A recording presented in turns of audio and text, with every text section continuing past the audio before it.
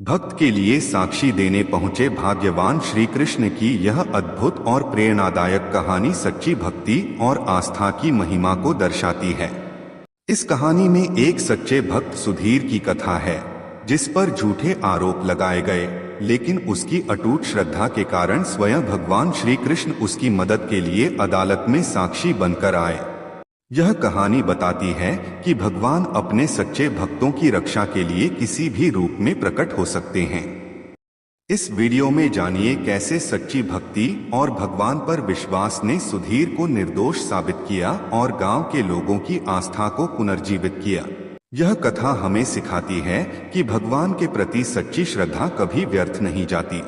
अगर आपको यह कहानी पसंद आए तो लाइक, शेयर और सब्सक्राइब जरूर करें। इस वीडियो को देखने के बाद आपके जीवन में भक्ति और आस्था का नया अनुभव होगा। कहानी एक छोटे से गांव आनंदपुर से शुरू होती है। यह गांव बहुत सुंदर और शांतिपूर्ण है, लेकिन यहाँ के लोगों में भक्ति और आध्यात्मिकता की कमी नहीं है। इसी गांव में सुधीर नाम का एक व्यक्ति रहता है। सुधीर एक साधारण किसान है, लेकिन वह भगवान श्री कृष्ण का अनन्य भक्त है। उसका जीवन बहुत ही सरल और ईमानदार है। वह रोजाना सुबह उठकर भगवान श्री कृष्ण की मूर्ति की पूजा करता है और उनके भजनों का गान करता है। सुधीर के पास भौतिक संपत्ति तो बहुत कम है, लेकिन उसके पास एक चीज है जो अमूल्य है, श्री कृष्ण के प्रति उसकी अटूट भक्ति। गांव के लोग उसकी भक्ति की सराहना करते हैं, लेकिन कुछ लोग उसकी भक्ति से ईर्ष्या भी करते हैं। गांव में कुछ धनी लोग भी रहते हैं, जिनमें रघुनाथ और उसके दो साथी सबसे प्रमुख हैं। वे गांव के अमीर और ताकतवर लोग हैं और वे सुधीर की लोकप्रियता से जलते हैं। उन्हें लगता है कि सुधीर की भक्ति ने उसे गांव में अधिक सम्मान दिला दिया है, जो वे बर्दाश्त नहीं कर सकते। एक दिन रघुनाथ और उसके साथियों ने एक योजना बनाई। उन्होंने अपने घर से कुछ नकदी और आभूषणों को गायब करवा दिया और फिर सुधीर पर चोरी का झूठा आरोप लगा दिया। रघुनाथ ने गांव में अफवाह फैलाई कि सुधीर ने उसके घर से आभूषण चुरा लिए हैं। यह सुनते ही गांव के लोग हैरान हो गए। कुछ ने इस बात पर यकीन किया, जबकि कुछ लोग इस पर विश्वास नहीं कर सके। रघुनाथ ने पुलिस में शिकायत दर्ज करवा दी और सुधीर को चोरी के आरोप में गिरफ्तार कर लिया गया। गांव के लोगों के सामने सुधीर की छवि धूमिल होने लगी। सुधीर ने बार बार कहा कि वह निर्दोष है, लेकिन उसकी बात कोई सुनने को तैयार नहीं था। रघुनाथ ने अपनी ताकत और पैसे का इस्तेमाल करके पुलिस और न्यायालय के कर्मचारियों को अपने पक्ष में कर लिया। अदालत में सुधीर के खिलाफ मामला शुरू होता है। वहां पर रघुनाथ और उसके साथी सुधीर के खिलाफ गवाही देते हैं। वे कहते हैं, हमने अपनी आंखों से देखा है कि सुधीर हमारे घर में चोरी करते हुए पकड़ा गया था। उसके पास से चोरी का सामान भी मिला है। यह सुनकर न्यायाधीश गंभीर हो जाते हैं। सुधीर की ओर से कोई वकील नहीं है, क्योंकि उसके पास पैसे नहीं हैं कि वह अपनी पैरवी के लिए किसी को रख सके। गांव के लोग भी रघुनाथ के खिलाफ जाने की हिम्मत नहीं कर रहे हैं। सुधीर को लगता है कि अब उसका कोई सहारा नहीं बचा। अदालत की अगली तारीख पर फैसला सुनाया जाना था। सुधीर को रात भर नींद नहीं आई। वह भगवान श्री कृष्ण की मूर्ति के सामने बैठकर रोता है और कहता है, हे श्री कृष्ण, मैं निर्दोष हूँ। आपने हमेशा सत्य का साथ दिया है, तो आज मुझे कैसे छोड़ सकते हैं? अगर मेरे जीवन में आपने कभी मेरी भक्ति को स्वीकार किया है, तो आज मेरी मदद कीजिए। उसकी आंखों में आंसू थे और दिल में श्री कृष्ण के प्रति विश्वास। रात के गहरे अंधेरे में सुधीर की प्रार्थना उसकी आत्मा की गहराइयों से निकलती है। अचानक उसे एक अजीब सी शांति का एहसास होता है। उसे ऐसा लगता है मानो भगवान श्री कृष्ण उसकी प्रार्थना सुन रहे हैं। सुधीर को यकीन हो जाता है कि अगली सुबह कुछ चमत्कार जरूर होगा।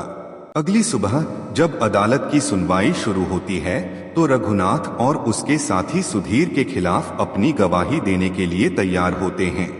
न्यायाधीश गवाही को सुनकर सुधीर से कहते हैं, तुम्हारे पास अपनी निर्दोषिता साबित करने के लिए कोई सबूत है तो पेश करो, वरना तुम्हें सजा मिल सकती है। सुधीर सिर झुकाकर कहता है, मेरे पास कोई सबूत नहीं है, लेकिन भगवान श्री कृष्ण पर मेरा विश्वास है। अगर वे चाहें तो मेरा साथ जरूर देंगे। तभी अदालत के दरवाजे खुलते हैं और एक अजनबी व्यक्ति भीतर आता है। उसकी वेशभूषा साधारण होती है, लेकिन उसके चेहरे पर एक दिव्य तेज है। उसकी आंखों में गहरी शांति और ज्ञान झलकता है।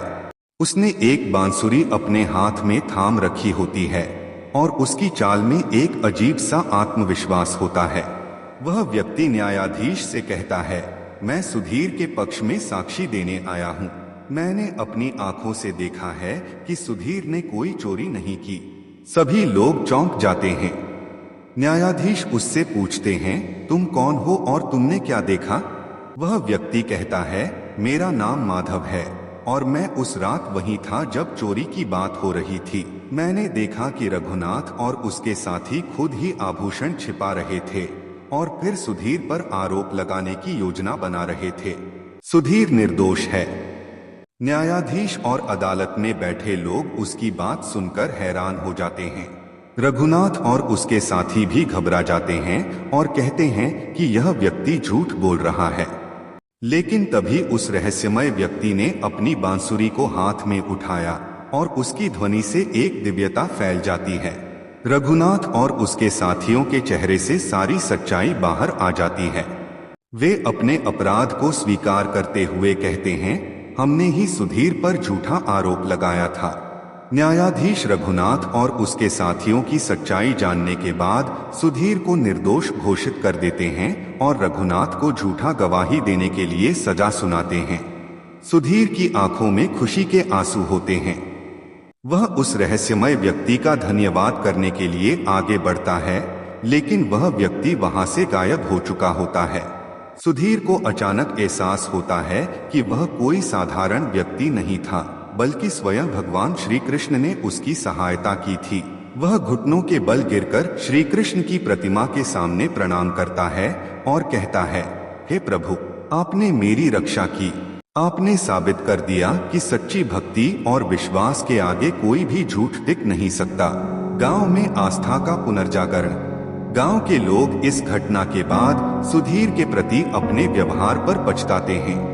वे समझते हैं कि सुधीर की भक्ति सच्ची थी और भगवान श्री कृष्ण ने स्वयं उसकी मदद की।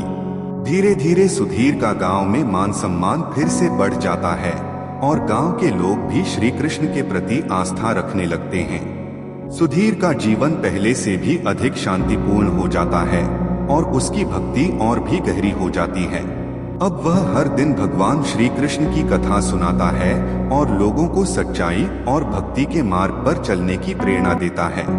यह कहानी बताती है कि सच्ची भक्ति और आस्था के साथ यदि हम भगवान पर विश्वास करते हैं तो वह हमें कभी निराश नहीं करते। चाहे परिस्थिति कितनी भी कठिन क्यों न हो, भगवान अपने भक्तों की रक्षा के लिए किसी भी रूप में आ सकते हैं। जैसे सुधीर के लिए भगवान श्री कृष्ण ने साक्षी बनकर उसकी मदद की, वैसे ही हर भक्त के साथ भगवान हमेशा खड़े रहते हैं। अगर आपको यह वीडियो पसंद आया हो तो लाइक और सब्सक्राइब जरूर करें और इस वीडियो को अपने दोस्तों और परिवार के साथ शेयर करना न भूलें।